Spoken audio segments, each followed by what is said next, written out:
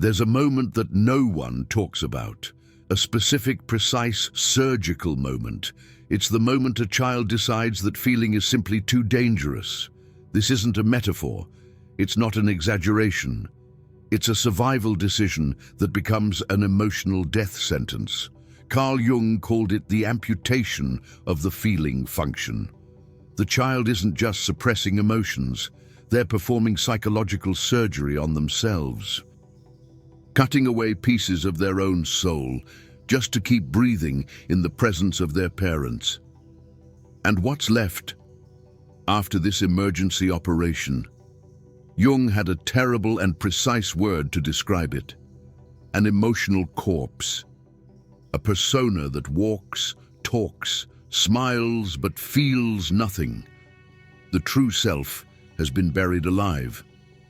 And that child who stopped feeling, they don't heal with time, they crystallize. The temporary detachment becomes a permanent character structure. The defense mechanism morphs into their personality, and decades later, we call it narcissism. But really, it's just a child, still performing the same surgery, cutting off emotional connection before someone can hurt them again. This video is about that moment, the moment when feeling becomes a crime against one's own survival. We grow up believing that emotional development is linear, that children naturally learn to regulate their feelings over time. But Jung discovered the opposite. He found that emotional development can be interrupted suddenly and permanently. It's not interrupted evolution, it's amputation, the feeling function. One of the 4 psychological functions Jung identified alongside thinking, sensation, and intuition can be removed from the personality, as if it never existed. And when that happens, the child doesn't develop healthy alternatives. They develop narcissistic compensations. Grandiosity in place of self-esteem, manipulation instead of connection, control instead of intimacy. But Jung wasn't talking about extreme clinical cases. He was describing a pattern he saw repeatedly in people considered normal by society. People who are successful, functional, admired. On the outside, everything looks perfect. On the inside, an emotional wasteland, and the origin, always the same. Parents who, consciously or not, transformed emotions into an existential threat. I'm going to show you how this process works. But first, I need to warn you. If you recognize this pattern in yourself, it's going to hurt, because it will confirm something you've always known, but never had the words to name. You're not cold because you want to be. You're cold because one day, when you were 3, 4, 5 years old, being cold was the only way to keep existing, near the people who were supposed to teach you how to feel. Ethan is 4 years old. He just spilled juice on the table during breakfast. It's a simple, trivial accident, a normal part of childhood, but his mom's reaction isn't about the juice. She explodes. Her face transforms. Her voice rises 3 octaves. "You're a disaster, Ethan. You don't pay attention to anything. You do this on purpose to irritate me." Ethan starts to cry, not just from the shock of the outburst, but because, in that moment, something fundamental just broke. The connection with his mother, the feeling of safety, the confidence that the world is a place where you can exist and make mistakes. And then his mom does something that, for Jung, is the true psychological murder. She looks at Ethan's tears and says, with crystal clear contempt in her voice, "Oh, now you're going to cry. Stop with the drama. It was nothing. You're making a scene over nothing. Stop crying right now, or I'll give you something to cry about." In that moment, 3 simultaneous messages penetrate Ethan's psyche like slow-acting poison. First message: your emotions are wrong. You're feeling things you shouldn't be feeling. Your perception of reality is defective. Second message: Expressing emotions is dangerous. It brings terrible consequences. It increases the threat instead of diminishing it. Third message: the person who's supposed to protect you is the source of danger, and crying, asking for help, showing vulnerability increases that danger. Ethan stops crying, but not because he's calmed down. He stops because something inside him just learned that feeling pain in his mother's presence is a survival risk. Jung would explain it this way: Ethan's feeling function just received a toxic association. Feeling equals danger. And small children don't have the capacity for complex thought to process this. They don't think, "My mum is emotionally dysregulated. This says more about her than about me." No. Small children operate on binary logic of survival. This thing I'm doing, feeling, is putting me in danger. I need to stop doing this thing.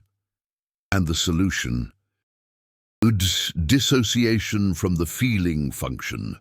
The word dissociation is overused and understood too little. Dissociation isn't just not feeling temporarily. It's active fragmentation of the self. Jung described the self as psychic totality, the integration of all parts of the personality, conscious and unconscious, into a functional unity. When a child dissociates from the feeling function, they're not just suppressing emotions. They're cleaving the self into pieces and burying part of themselves where it can't be accessed. Imagine that your psyche is a house with 4 rooms: thinking, feeling, sensation, intuition. Healthy development means being able to move freely between these rooms, using each function as the moment demands, but Ethan just locked one of the rooms. He boarded up the door, threw away the key, and now he has a 3-room house, trying to function as if it were 4. This creates a permanent structural imbalance. Jung observed that when one function is repressed, the others compensate in a pathological way. In the case of Ethan, and many children who go through this, the thinking function will hypertrophy. It will become dominant, rigid, controlling, because thinking is safer than feeling. Rationalization is safer than vulnerability. Control is safer than connection, and thus is born the core of the narcissistic structure. A cold and calculating persona built on the corpse of the feeling function, but there's more. Jung identified that repressed psychic material doesn't disappear. It goes into the shadow. The personal shadow is the repository of everything that the ego can't accept about itself.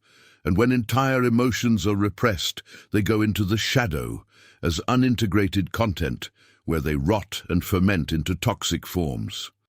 The emotions that Ethan can't feel consciously will start to leak out in distorted ways: explosive, disproportionate rage, corrosive envy, disguised as criticism, toxic shame, projected onto others. These leaks aren't genuine feelings. They're shadow emotions, contaminated by repression. And here's the real horror. Ethan will grow up without knowing that he's feeling. He'll have emotional outbursts and swear that he's a rational person. He'll destroy relationships and not understand why.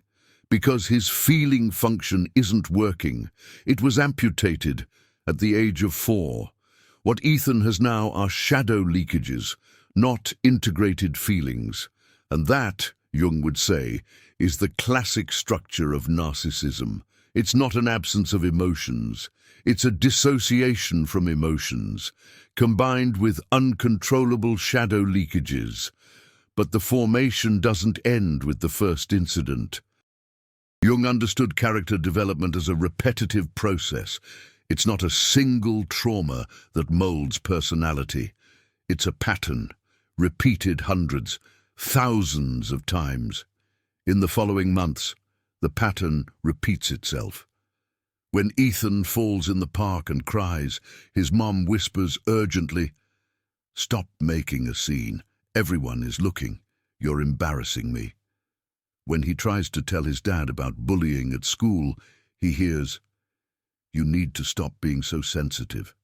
Toughen up. The world isn't a place for crybabies. When he's afraid of the dark and calls for his mom, she comes in irritated. Stop making up drama for attention. And here's the most lethal poison. Jung would call this existential gaslighting. It's not just about not validating emotions. It's about making the child question whether their emotions are real. And when you question the reality of your own emotions for long enough, you do the only thing you can do to maintain sanity. You stop feeling. A year after the original incident, Ethan is now 5 years old. Something has changed in him. The teachers at school comment. He used to be a sensitive, expressive child. Now he's different, more contained, more serious. He never cries. He doesn't ask for help. When he falls, he gets up without reacting. When other children cry, he looks at them with something the teachers can't name. It's not empathy. It's disdain. One teacher pulls Ethan's mom aside for a conversation. "I'm worried. Ethan seems to have difficulty expressing emotions. Maybe it's worth talking to a child psychologist." The mom is offended. "There's nothing wrong with my son. He's fine. He's just matured. He's stopped being dramatic like before. That's progress, not a problem." And she's right. From her point of view, Ethan is easier to manage. He no longer has emotional outbursts. He doesn't cry over anything. He doesn't cause embarrassment in public. He doesn't interrupt with inconvenient emotional needs. He has become what Jung would call a well-behaved and dead inside child. Ethan's persona is crystallizing. Persona is the social mask we present to the world. Jung said that we all need a persona to function in society. But the persona should be a mask we can take off. There must be a living self behind it. In Ethan's case, the persona is becoming a substitute for the self, because the true self, the part that feels, has been locked away in the shadow.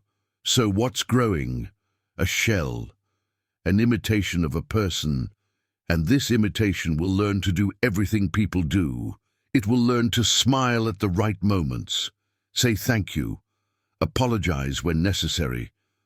But all of this will be performance, a social algorithm. There will be no real feeling behind it.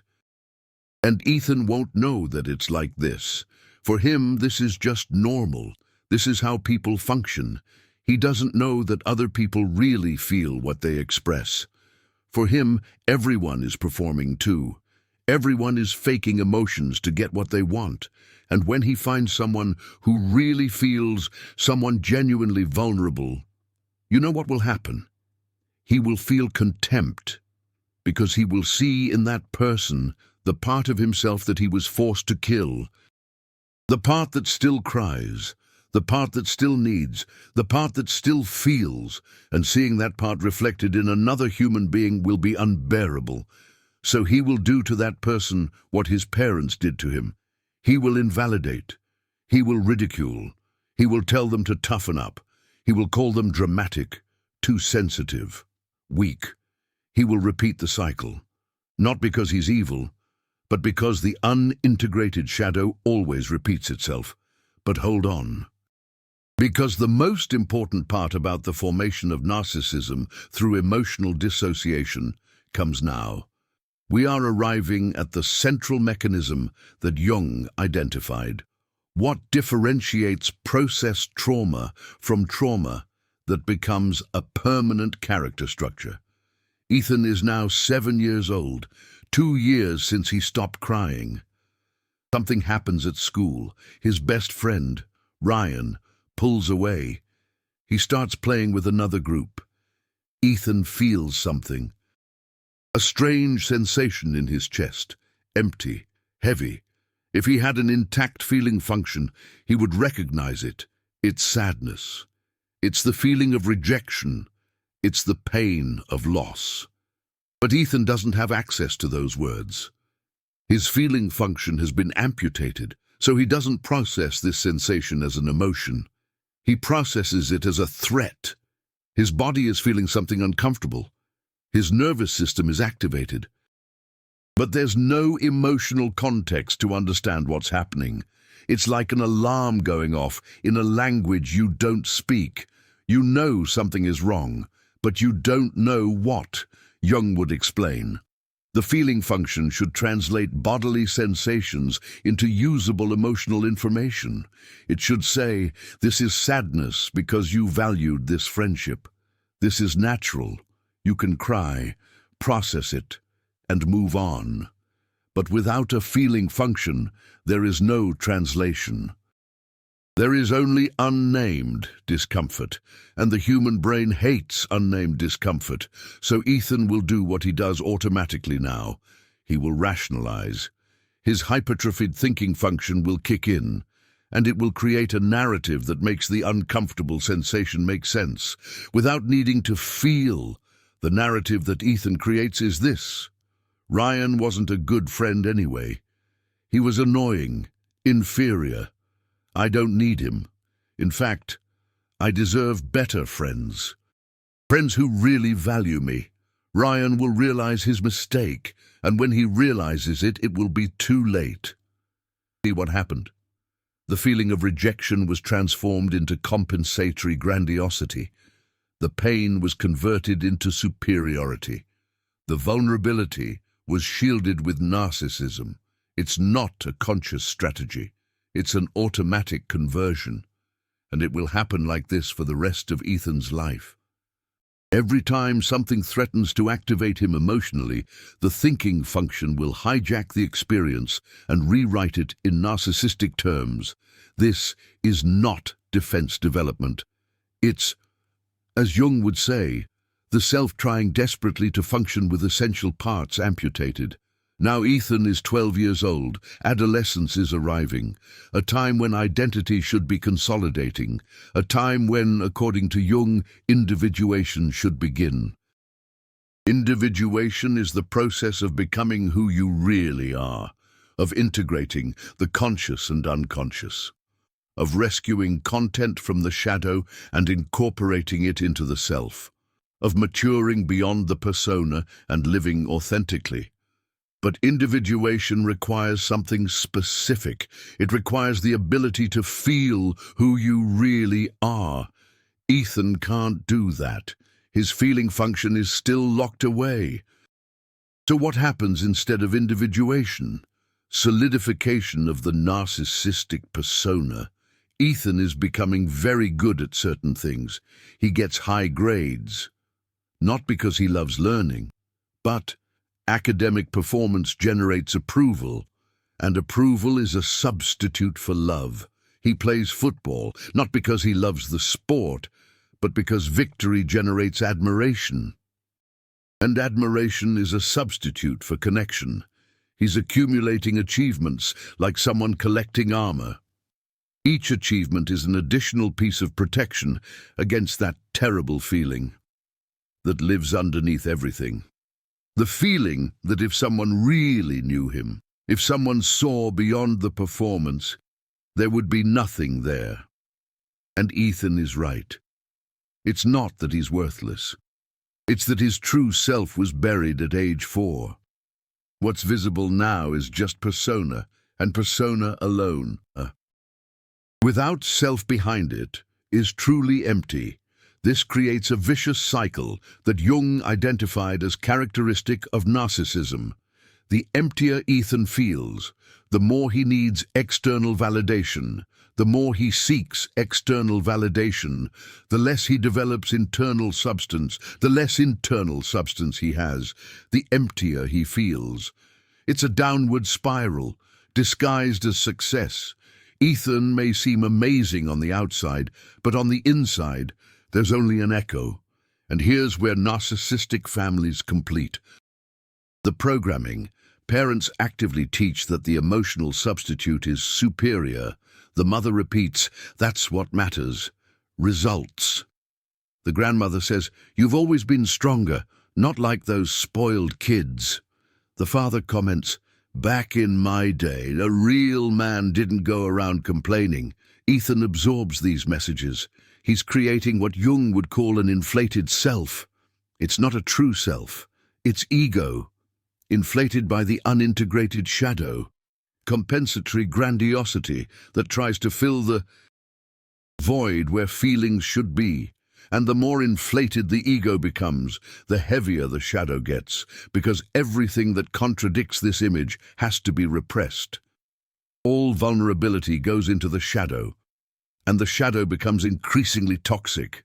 What keeps this bomb from exploding? Constant projection. When Ethan sees a colleague crying, he doesn't feel empathy, he feels disdain.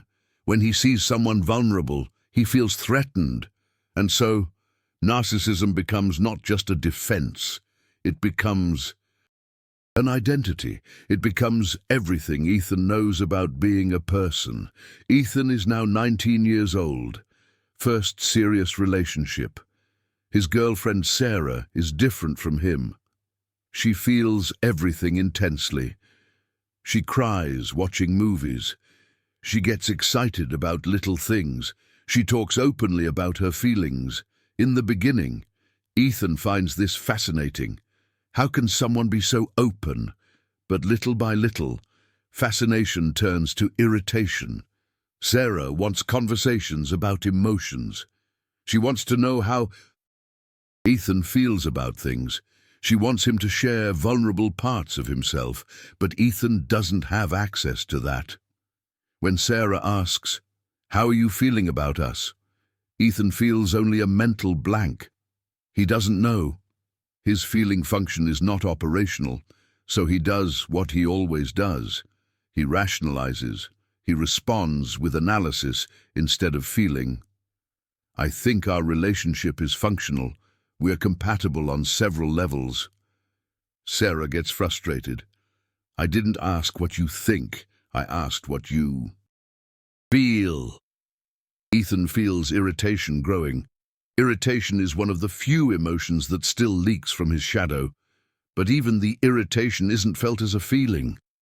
It's felt as Sarah being problematic. You complicate everything, he says. Why do you have to analyze everything? Why can't you just enjoy it? And here is the narcissistic inversion that Jung identified. Ethan is accusing Sarah of analyzing too much. When he's the one doing it, he's projecting his own defensive pattern onto her, but he can't see it. To him, he's rational and she's dramatic. He's stable and she's unstable. He's strong and she's weak. All projections of his shadow. A few months later, Sarah is crying. They had an argument. Ethan said something cruel. She reacted emotionally, and now she's trying to explain why it hurt. Ethan looks at her crying and feels something unexpected. It's not guilt. It's not remorse. It's absolute contempt. A voice in his head, sounding exactly like his mother's voice when he was 4 years old. She's being dramatic. She's manipulating. She's trying to make you feel bad. Don't fall for it. Ethan disconnects emotionally. He becomes cold. He looks at Sarah with a blank expression. You're exaggerating, he says in a neutral tone. It wasn't that serious. You always do this. Turn everything into a crisis. Sarah is shocked. How cold can he be? She's vulnerable, asking for connection. And he's like a stone. She doesn't know. She can't know that Ethan isn't being cold. Consciously, he's operating with an amputated feeling function. He literally can't feel what she's feeling, and seeing her feel activates his shadow so intensely that the only defense is to disconnect completely. The relationship ends 3 months later. Sarah says she can't take his coldness anymore, that she feels alone, even when she's with him, that it's like loving a wall. Ethan reacts with studied indifference. Fine. I guess you need someone more emotional anyway. I'm not like that, and I'm not going to change who I am for anyone. Hold on to that. I'm not going to change who I am.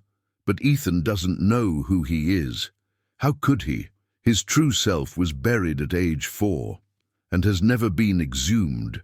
What he calls who I am is just the persona he built upon the tomb of his feeling function. But Jung didn't let the story end in despair. There was something in him, perhaps a deep compassion for human suffering, that always looked for the possibility of transformation. So let me show you the part that other videos about narcissism don't tell you, the part about how this structure can be undone. Ethan is now 28 years old. He's in therapy, not because he wanted to, but because his boss strongly suggested it after an incident at work.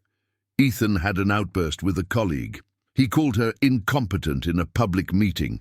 The colleague went to human resources. The boss said that this was unacceptable behavior and that therapy would be a good idea.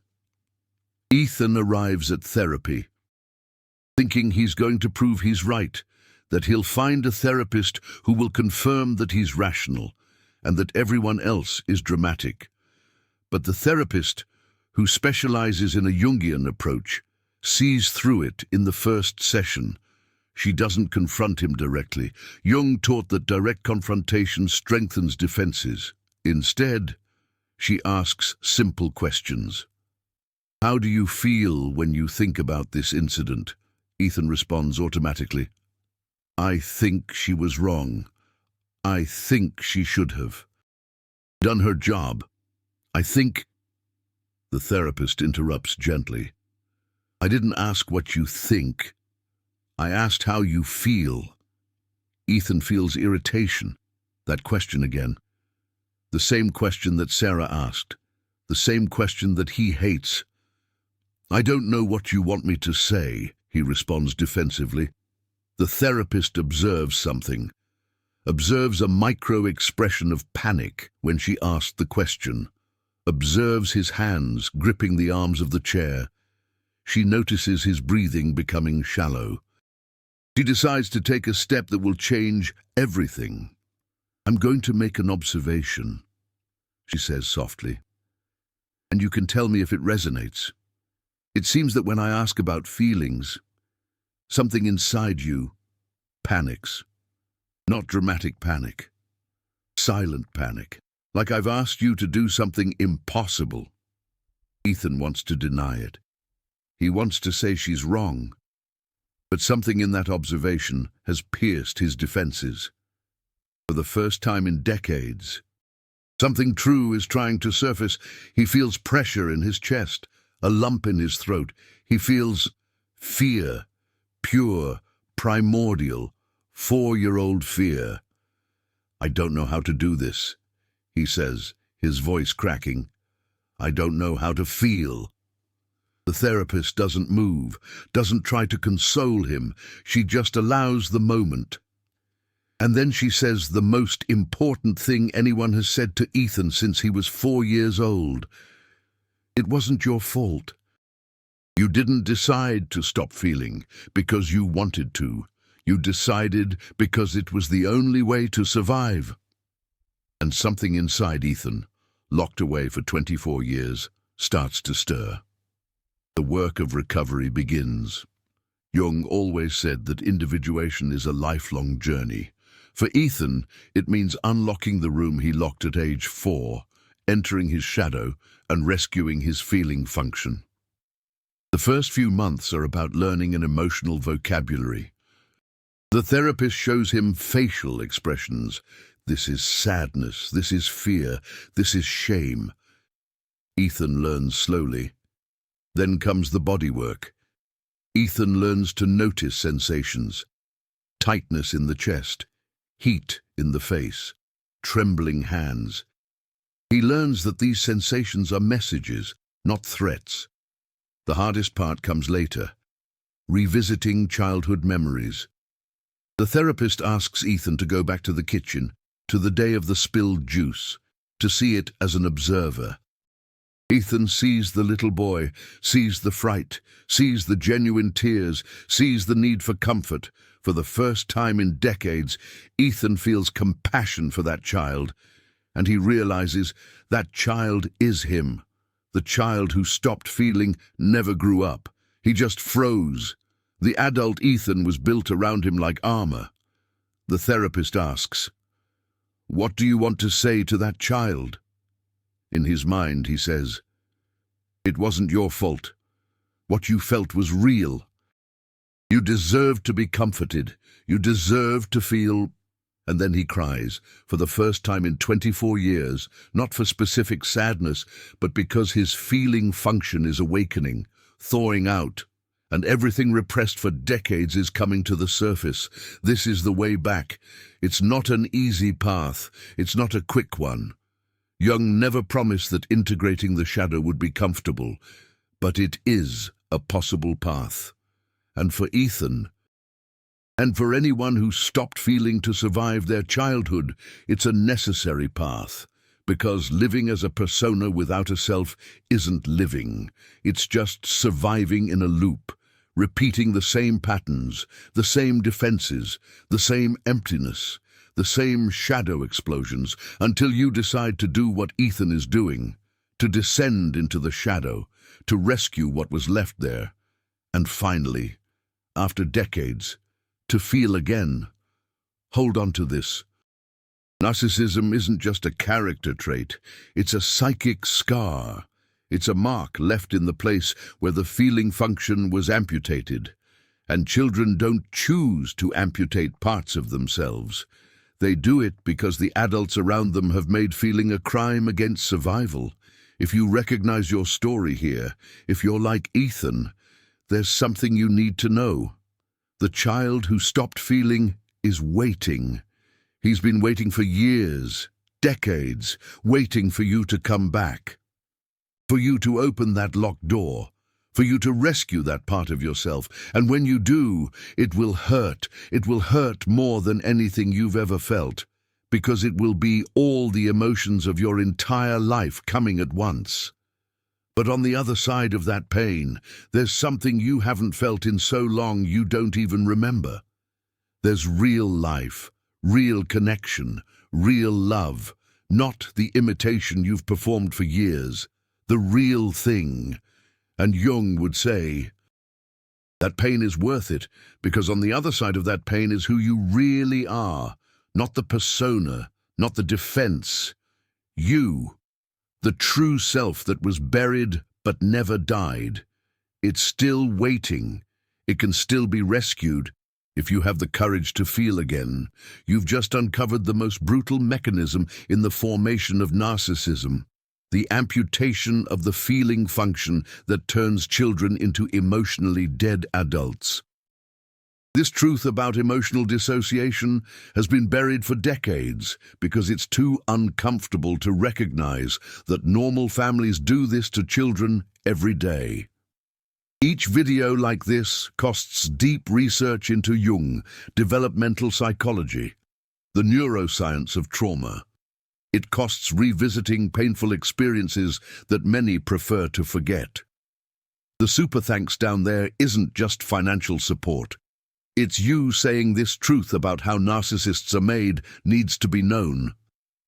When you click that golden heart, you help to free other people who are still living as empty personas, without knowing that their true self is just dormant. You're not just a spectator, you're a conscious survivor seeking healing. Be part of who is breaking generational cycles of emotional dissociation. But wait, there are 3 signs that you are thawing your feeling function. First, you notice bodily sensations you used to ignore. Tightness in the chest, a lump in the throat, and you can just notice them without rationalizing. That's the feeling function waking up. Reconnection between body and psyche. Jung would call it re-establishing the ego-self axis. Second, you cry at unexpected moments. Watching movies, listening to music, waking up for no apparent reason. It's not weakness. It's a sign of thawing, the shadow being integrated. Third, you feel genuine, not performed empathy. You can stay present with someone's pain without needing to fix it. That's the feeling function operational, the self-integrated. who you should have been if they had let you feel from the start. The truth that Jung tried to teach us is this: we aren't born narcissists. We don't choose to be cold.